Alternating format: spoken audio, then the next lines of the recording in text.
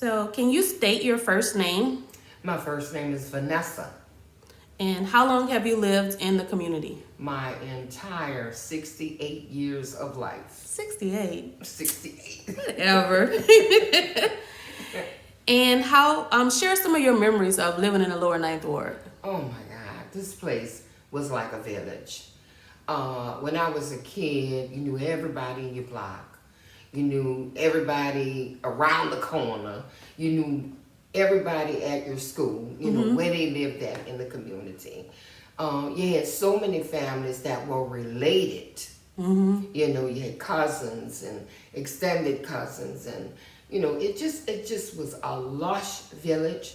You had corner stores owned by residents in this community, barbershops, beauty salons, sweet shops, you know, schools. You had all of that in this community, and you just felt warm. You felt safe. It wasn't anywhere that you could go and get into trouble that somebody would come out and say, I'm going to call your mama. I'm going to call your daddy, because you know you are not supposed to be doing this thus so. And by the time you got home, that phone call had been made. So then the consequences followed soon after. So it wasn't anywhere you could go to get in trouble that your parents didn't know when you got back home. You know, schools were walkable. You know, you walked to school. I went to McCarty when it was a wood frame school where MLK sits now, elementary. I think it was the last 6th grade class to graduate from McCarty. I went to Lawless, and then I went on to Carver High School. So I went to the neighborhood schools. And it just so many memories when my cousin and I were a year apart. We were more like sisters than cousins. And when I look around, when I turn certain corners, I can see us walking down the street clowning. I can see us racing each other on our bikes, jumping rope. You know, my aunt that lived around the corner from me, when I would go to spend the night, my mother and I would walk from Charbonnet to Alibo. That was the halfway point. And our two mothers, two sisters, would talk till the cows come on while my cousin and I would play tag and all kind of stuff. Oh my God. And then my aunt, my nanan, would watch my mama walk back to the corner of Charbonnet and walk on and disappear. And then we would walk to Benton. They lived on Benton Street. You know, you had no fear that anybody anybody was gonna hurt you. You know, you just felt safe in this community. So true. What motivated you to come back home to this community after Hurricane Katrina? This is home. This is home. The reports that we got from, because we evacuated to Baton Rouge, were heartbreaking. You know, when the community was reflooded, okay, after Katrina. I can't remember the next storm that came behind Katrina, but we were reflooded. And the Corps of Engineers stood on the Cleveland Avenue Bridge and said, oh well, it's just reflooded, like so matter of fact. You know, we couldn't seem to get to see any footage. There was no footage coming out of Lower 9 that said to us, what do our homes look like? You know, did some people drown? What happened? You know, so we wanted to come back. I was fortunate enough to attend the first city council meeting at the airport after Katrina. And I got so upset and so loud in that meeting when all I heard was talk about other parts of the city and nothing about Lower 9. At the time, Cynthia Willard Lewis was our council person. And I got up and I began to back and forth with her. And they were like, oh no, y'all have to go out into the hallway with this. So I wanted to know what was happening in my community. You know, and why were we getting any reports of damage, of lives lost, you know, of reentry or anything.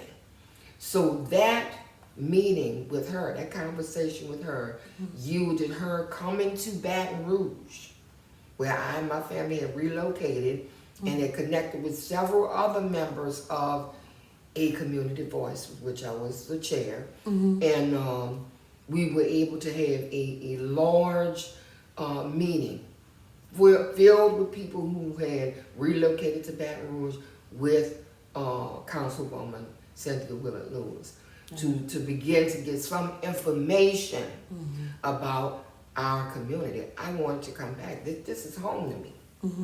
I wanted to come back. I wanted my house was, I believe, still standing, you know, and I wanted to come back. So I ended up actually meeting a colonel that was working with the Corps, and got his information and gave him my information. He actually went to my house on Tupelo Street and went to my mother's house. And he called me and he said, Ms. Garinger, your house is still standing. He said, I went in because I told him it was a huge oil painting of my daughter as a child over my mantelpiece. So he described the house in full detail. But he said, I'm sorry to tell you, your mother's house, the water went all the way up. You know, so everything is destroyed. So I broke down, but I was determined to come back to this community. This is my home. And my whole thing was, who's gonna tell me we can't come back? So we're like 15, 16 years after the storm, and you're back home. And I guess I want to talk like a little bit about your relationship with and the services you receive from the Lower 9 Homeownership Association. Can you talk to me about that? Like, what types of services or what kind of assistance have you been able to receive? Oh my God, Lower 9 Homeowners Association has been amazing. When I moved back to my family home, because I moved back to my family home, I had a shed built in the backyard. Never was a shed there. I knew the area was low because my neighbor behind me had built up above my family property. But I had not, I was surprised when we had that first hard rain. And I looked out and the shed that I had built was, just surrounded by gallons and gallons of water. And I was panic stricken because I was like, a few more inches and the shed's gonna be flooded. You know, because the shed is only about 2 feet off the ground. So I said, what can I do? So I started exploring, maybe having the property graded, which was extremely expensive for me. And I was like, there's no way I can afford that. So I said, well, maybe if I buy some bags of soil or some sandbags. And I was like, I just don't think that's gonna work. So when Lower 9 Homeowners Association approached me and said, hey, we got this program, you know, we're working with WaterWise, you know, green infrastructure to alleviate some of the flooding on your property, and explained to me that you all could do a French drain, you know, and bring all of this water to my front yard into a bioswale garden out there. I was just absolutely thrilled. So needless to say, young men came, they dug the French drain, they did like a V around my shade and down the alley and into the little bioswale garden. And to see it now in operation with all of that flooding, it has totally alleviated that flooding in my backyard. Now we do have some days when the rain is really hard and you know it's a lot of flooding, but I have to say all of that water empties out relatively quickly into that system. Wow. So that was an amazing godsend. You know, I was just so thrilled when you all came to me and said, you know, we can do this to alleviate the flooding. And I had taken pictures of it, you know, say the pictures on hand to show you all, look at all of this flooding. You know, so it has been fantastic. The garden is beautiful. You know, my daughter and I keep it up. We just recently weeded it out, put fresh straw, moss in it. You know, even planted a few other little plants inside of it. You know, so definitely it's been very impactful as far as alleviating that flooding at my property. What would you think would have happened if you wouldn't have had those services done? Well, I like I said, I could not afford the grading. It's no way I could afford it. The only thing I could do is continue to research something that maybe I could do. And I'm 68 years old. I'm not a young person. So physically, getting my daughter, getting someone to do it is yet again an expense. You need to pay people to come in, you know, and do all of this stuff. So really, I mean, having y'all come and everything was absolutely free, you know, and I mean, looks wonderful, amazing. You know, I was just thrilled because I just saw no way that I could myself afford to do anything to try and alleviate this flooding, other than maybe putting some sandbags, you know, to try to stop the water from coming from my neighbor's block next door to me, my neighbor behind me. You know, that's the only thing I could see maybe I could do, you know. What is your hope for the future of the Lower Ninth Ward, especially as it relates to home ownership? What would you like to see? Well, you know, I'm very dismayed that I've seen a lot of rental property being built here, because this was a family of homeowners. You know, before Katrina, we were better than 70% home ownership in this neighborhood. So I would love to see a lot more home ownership come back to the neighborhood. I would like the city to step up and do our infrastructure, you know, because we seem to be the last to get everything. You know, it's been 17 years, you know, and we still looking at blighted houses, because I have one, unfortunately, in my block now.